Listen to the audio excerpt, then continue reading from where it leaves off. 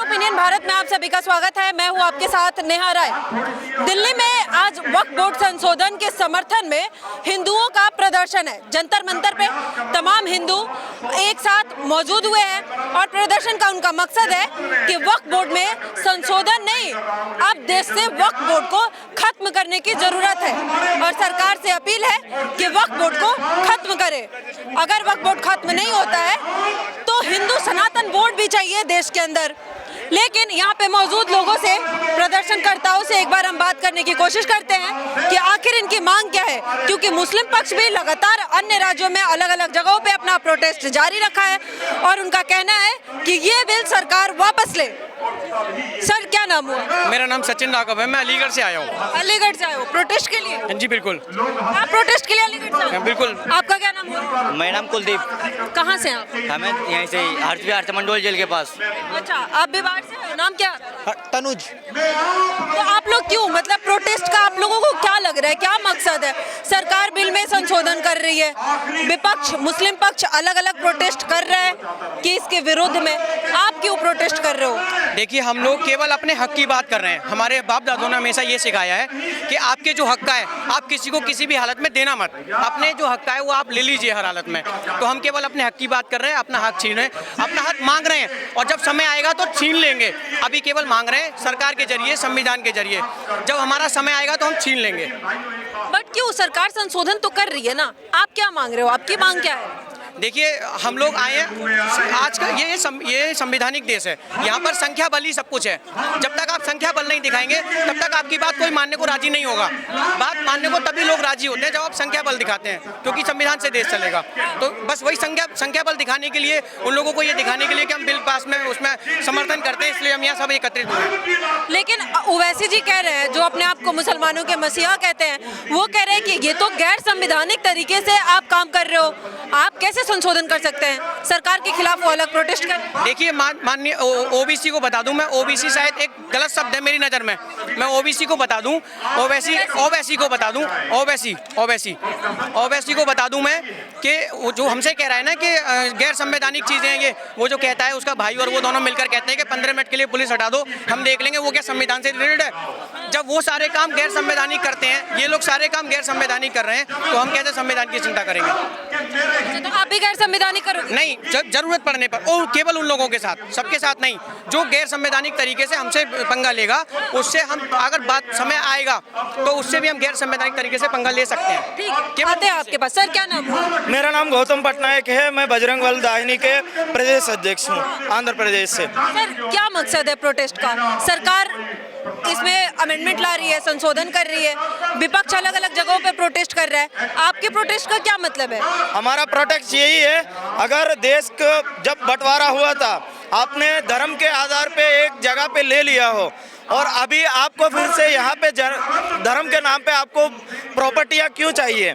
और अगर वक़्फ़ आपको अभी भी ये एक बिल की तरह दिख रही है, ये आपका कमियां है, आपका कमजोरी है और इसमें इस जगह को इसीलिए ख़त्म करना ज़रूरी है क्योंकि ये कहीं पे भी दावा ठोक दे, आपको लड़ने के लिए डिस्ट्रिक्ट कोर्ट या फिर जोनल कोर्ट में नहीं जा सकते हो, या तो आप जा सकते हो हाई कोर्ट या तो सुप्रीम कोर्ट, और वो भी वहीं पे जाओगे जहाँ पे वक़्फ़ का ट्रिब्यूनल है, और उनके पास जाओगे तो उनके पहले से हड़पना का मकसद है।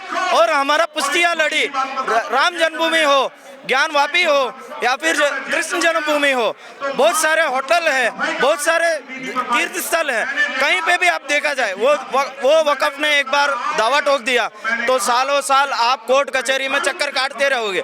इस जगह को अभी भी आप ख़त्म नहीं करोगे तो आने वाले पीढ़ियों को एक ऐसा होगा कि आपके पास ना जमीन होगी ना रहने के लिए सुविधा होगी।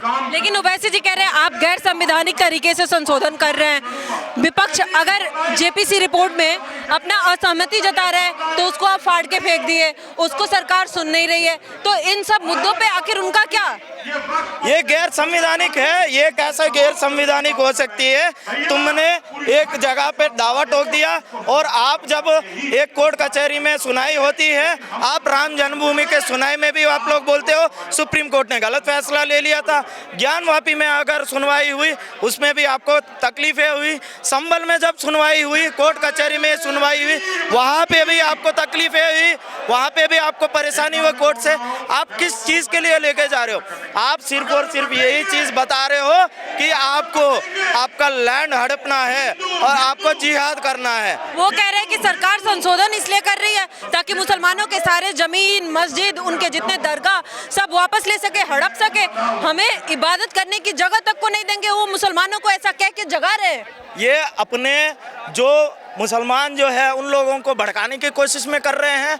आप अपनी जगहों पे आप कुछ भी करो, उसके लिए कोई तकलीफ नहीं है, लेकिन आप गलत तरीके से आप हड़पने के चक्कर में हो तो ये गलत है। और ये हमारे लिए नहीं, जिन मुसलमान भाइयों के मैसूर में एक केस हुआ था 1972 में, जो वो वहाँ के टिप्पू सुल्तान के वंशज थे, उनका भी लैंड हड़प लिया था वक्फ बोर्ड ने। उनका केस जब गया था 1998 में एक कानून पास करके उन लोगों को फिर से उनके ज़मीन जो है उनको वापस मिला था। ये केस पड़ा है। ये सिर्फ और सिर्फ एक की प्रॉब्लम नहीं है, हर एक की समस्या है। अगर आप किसान के ज़मीन लूट रहे हो, एक तरीके से हड़प लिया, 5000 किसान कहाँ पे जाएंगे? लेकिन वो कह रहे हैं ये मुसलमानों का वोट है, आप इसमें हिंदू को क्यों शामिल करना चाहते हैं? क्या जरूरत है हिंदुओं की?